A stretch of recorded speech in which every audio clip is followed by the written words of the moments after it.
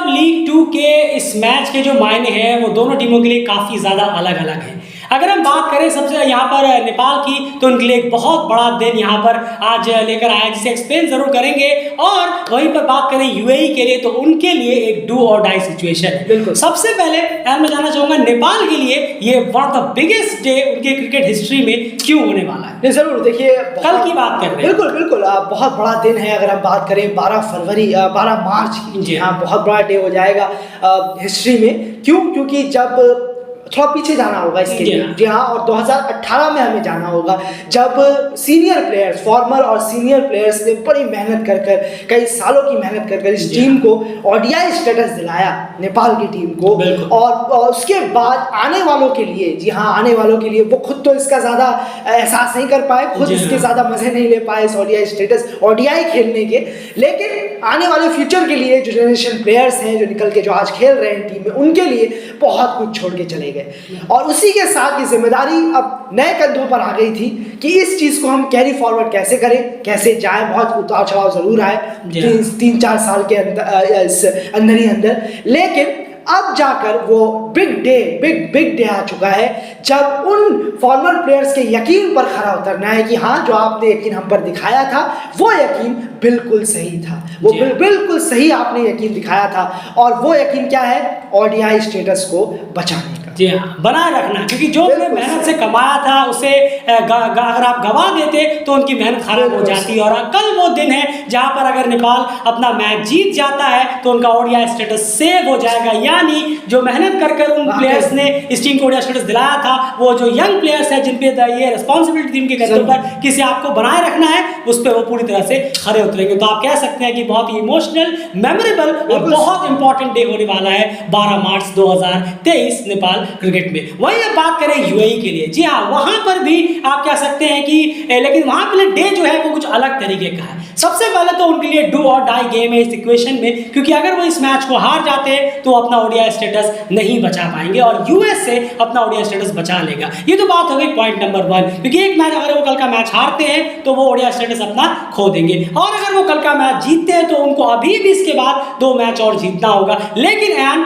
अगर वो एक मैच हार जाते हैं कल का और वो चले जाते हैं चैलेंज लीग की टीम्स के प्लेयर्स के सामने, प्लेऑफ में जाकर उनको खेलना होगा, चैलेंज लीग की टीमों को हराना होगा, तब जाकर ओडीआई स्टेटस बचाना होगा। ये अपने आप में यूएई क्रिकेट में एक और एम्बैरेसमेंट उनके साथ जोड़ देगा, क्योंकि यूएई क्रिकेट का जो हिस्ट्री है वो इतनी पुरानी रही है, कितनी लंबी वक्त से वो क्रिकेट खेल रहे हैं, और ओडीआई वर्ल्ड कप इतने वो खेल चुके हैं, कितनी पुरानी टीम वो रह चुकी है। जब से ओडीआई खेला जाता था तब से वो इतना क्रिकेट खेल रहे हैं। उस टीम को आज इतने लाले पड़ गए हैं कि वो चैलेंज की टीमों को उनके खिलाफ मैचेस खेलकर उन्हें अपने ओडीआई स्टेटस बचाने की जो राह है वो भी राह भी कहीं ना कहीं मुश्किल लगती हुई नजर आ रही है। ये हाल हो गया है और ये हाल हो जाएगा अगर वो 3 में से एक भी मैच हारते हैं। तो दोनों ही लिहाज से अगर आप देखेंगे तो बहुत ज्यादा इंपॉर्टेंट डे हो जाता है यूएई के लिए कि वो बस बने रहेंगे इस रेस में अगर वो कल का मैच जीत जाते हैं, जो कि बहुत क्रूशियल है। और नेपाल के लिए तो एक हिस्टोरिकल डे कहीं ना कहीं हो जाएगा कि जो प्लेयर्स ने कमाया वो उनके सामने बना हुआ है, यंग प्लेयर्स ने उस पर पूरी तरह से वो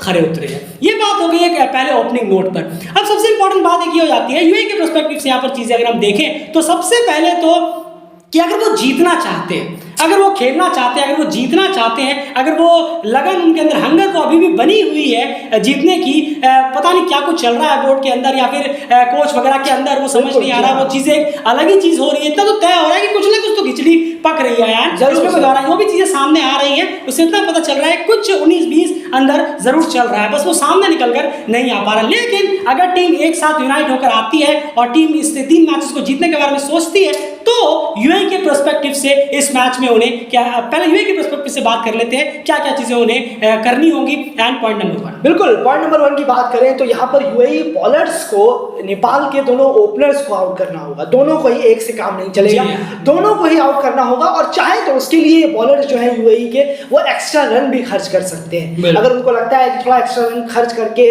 लालच में फंसाकर दोनों नेपाल के ओपनर्स बल्लेबाजों को अगर पेविलियन भेजा जाए तो बेहतर होगा। ये आइडिया बहुत ज़्यादा कामयाब हो सकता है, काम कर सकता है कि अगर दोनों में से कोई एक लंबा टिका तो बहुत ज़्यादा दिक्कत होगी यहाँ पर यूएई को। लेकिन यूएई का पहला प्लान श्योर शॉट यही होना चाहिए कि बॉलर्स यूएई के जल्द से जल्द ट्राई करें कि नेपाल के ओपनर्स जल्द से जल्द पेविलियन में जी हाँ, और वो जल्द कम से कम 10 ओवर के अंदर हो तो बहुत बेहतर जल्द, होगा। ये वही जल्द और होता है। बिल्कुल जी हाँ, सही कहा बिल्कुल सही। आपने। और उसके लिए आपको, जैसे आपने आपको समझाया, आपको रन थोड़े खर्च करने पड़े, कर दीजिए शुरू बिल्कुल, में, बिल्कुल। लेकिन वो दोनों विकेट अगर आपको मिल गए तो फिर एक बहुत अच्छा एडवांटेज यूएई को यहाँ पर जरूर जाएगा, खास करके नेपाल के मिडिल ऑर्डर का जो इनकंसिस्टेंसी की हालत को फिलहाल देखते हुए। सेकंड पॉइंट यूएई के पर्सपेक्टिव से अगर हम देखें तो एक बहुत इंपॉर्टेंट फैक्टर हो जाएगा, एंड मैं चाहूंगा ये भी आप ही समझाएं क्योंकि बॉलिंग डिपार्टमेंट से है। अयान और रोहन मुस्तफा की ये जो जोड़ी है, इसको किस तरह से यूटिलाइज है यूएई के जो कैप्टन है मोहम्मद वसीम वो कर सकते हैं? कोई कुछ प्लान आपके माइंड में? नहीं, जरूर। देखिए, यहाँ पर एक चीज जरूर है कि हम कार्तिक मैयप्पन को जब देखते हैं स्टार्टिंग के फेस में जब वो आते हैं, फर्स्ट फेस बहुत दिक्कत उन्हें होती है लाइन और लेंथ या टप्पा रखने में, बॉलिंग थोड़ी एरर्स हो जाती है, थोड़ा सा वाइड की तरफ चले जाते हैं, लेग साइड में ज़रा बॉल कराते हैं, फिर उसके बाद सेकंड फेस थर्ड फेस में जब आते हैं तब थोड़ा बेहतर लाइन और लेंथ से कराते हैं। तो उनको हटाकर यहाँ अयान खान और रोहन मुस्तफा के 12 ओवर यहाँ पर कराने चाहिए मिड फेस में, ये बहुत जरूरी कंटिन्यूसली। जी हाँ, एक तरफ से अयान, एक तरफ से रोहन, बिल्कुल 12 ओवर लगातार। बिल्कुल सही कहा आपने, और दोनों तरफ से 6-6 ओवर कराए इन दोनों से, और एक बहुत ज़बरदस्त एक इकोनॉमिकल के साथ साथ विकेट्स भी निकलने की जो प्रोबेबिलिटी है वो बहुत ज़्यादा हाई हो जाएगी अगर ये दोनों एक दूसरे छोर से बॉलिंग कराएंगे तो। बिल्कुल, तो ये 12 overs combination between Ayaan and Rohan, ये एक प्लान कहीं ना कहीं काम कर सकता है, जो खास करके अगर हम बात करें मिड फेस में, जहां पर मिडिल ऑर्डर के नेपाल के बैट्समैन जो है अब बैटिंग कर रहे हो, तो ये बहुत क्रूशियल हो जाएगा कि एक तरफ से अयान, दूसरी तरफ से रोहन मुस्तफा, लगातार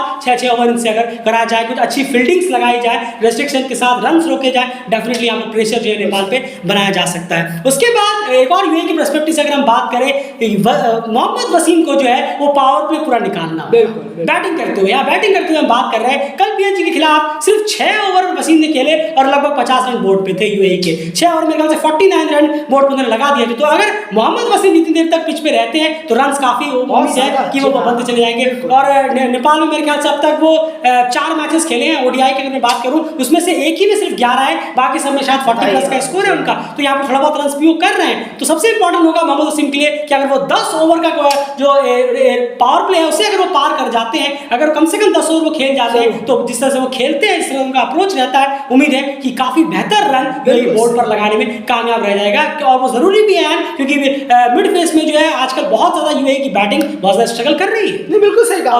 रिजवान के बल्ले से भी रन नहीं निकल रहे, तो ये और ज्यादा जरूरी हो जाएगा। नहीं, जरूर बहुत इंपॉर्टेंट होगा ये मोहम्मद वसीम के लिए कि वो जितना ज़्यादा लंबा जाए तो बेहतर है। एक तो ओपनर है, ऊपर से इतना तेज़ खेलते हैं और अच्छा भी खेला है यहाँ पर टीयू में, उन्होंने कुछ इनिंग 2-3 इनिंग उनकी बेहतर आई है यहाँ पर। तो उम्मीद है कि अगर वो ऐसा इनिंग खेलेंगे तो सामने वाले जो नेपाल के बॉलर्स हैं उन पर काफ़ी प्रेशर बनेगा, फिर वो आइडियाज़ वगैरह चेंज करेंगे, इससे उनका खेल बिगड़ेगा, बॉलर्स का मैनेजमेंट बिगड़ेगा, तो इससे फ़ायदा होगा यूएई को अगर हम इन शॉर्ट देखें तो। बिल्कुल, लेकिन सबसे बड़ा चैलेंज है कि आपको 10 ओवर पार करना जरूर, जो मोहम्मद वसीम रिसेंटली बिल्कुल भी नहीं कर पा रहे हैं। इनफैक्ट पीएनजी के खिलाफ भी नहीं कर पाए, मेरे ख्याल से 7 ओवर में पहली बॉल पे वो आउट हो गए थे। उसके बाद जो अगला पॉइंट है यूएई की पर्सपेक्टिव से वो हो जाता है 50 ओवर पूरे बैटिंग करना। ये तो किसी के भी पर्सपेक्टिव से ये होता ही होता है। अगर आप ओडीआई खेल रहे हैं, चाहे कोई भी टीम हो, 50 ओवर पूरे बैटिंग करने की कोशिश करिए। अगर आप पहले बैटिंग कर रहे हैं तो ये मेक श्योर करिए कि टीम जो है 50 ओवर पूरे बैटिंग जरूर कर पाए, कोई बॉल या ओवर्स मिस ना हो। और अगर आप चेस कर रहे हैं तो आप जितना डीप यानी 49.5 ओवर तक भी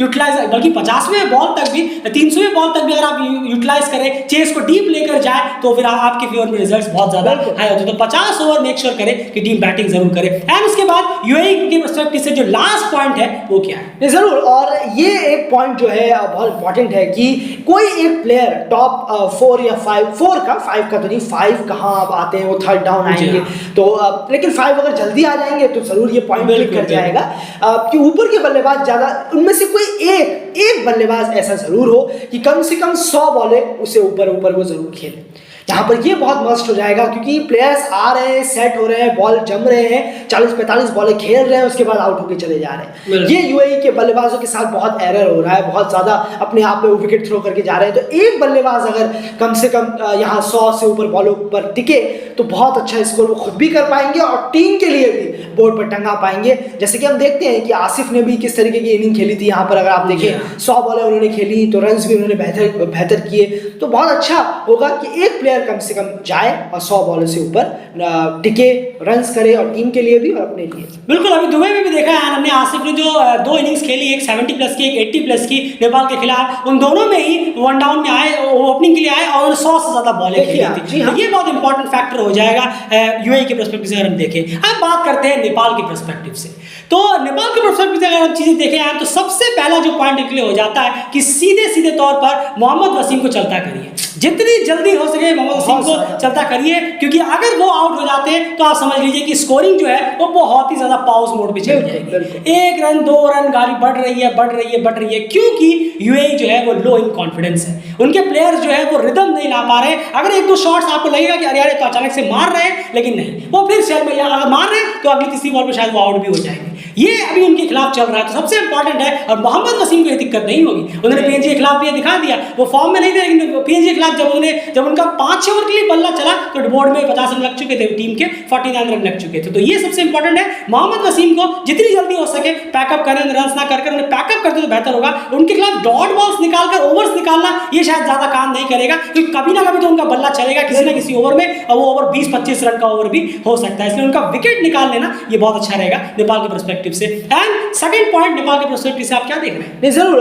देखिए, यहाँ पर एक चीज जरूर हो सकती है कि वन डाउन यहाँ आर्यन लाकड़ा आते हैं, तो यहाँ पर एक चीज यहाँ बेहतर होगी कि आर्यन लाकड़ा आए, जब भी आए तो उनके सामने दीपेंद्र सिंह ऐरी को यहाँ ट्राई किया जाए। जरूर है कि संदीप लामिछाने वहाँ आते हैं, ऑब्वियस सी बात है कि 10 ओवर बाद 12 ओवर बाद संदीप आ जाते हैं, लेकिन इन केस अगर विकेट नहीं गिरता है, क्योंकि क्रिकेट है, हम देख भी चुके हैं, संदीप ने लिया अभी आया है, अभी 94 पे 1 विकेट था मेरे ख्याल से लास्ट मैच में, तब दीपेंद्र ने आके ही वो विकेट लिया था। तो ये चीज जरूर है कि उसके लिए प्लान जरूर तैयार रखे, और वो प्लान यही होगा कि पहला तो प्लान यही होगा ऑब्वियसली कि संदीप आए 10-12 ओवर बाद धड़ाम से एकदम अगर विकेट लेना होगा तो लेंगे, वरना अदरवाइज नहीं। लेकिन एकदम से प्लान चेंज हो जाना चाहिए कि आर्यन लाकड़ा के सामने दीपेंद्र सिंह ऐरी को लगाया जाए, और वो काफी ज्यादा स्ट्रगल करेंगे जरूर, ये हमें बिल्कुल ऐसा ही लगता है। बिल्कुल। उसके बाद यहाँ पर अगले पॉइंट की यहाँ पर बात करें अगर, तो सबसे इंपॉर्टेंट रहेगा कि रन्स को रेस्ट्रिक्ट करना, और वो है मिड फेस में।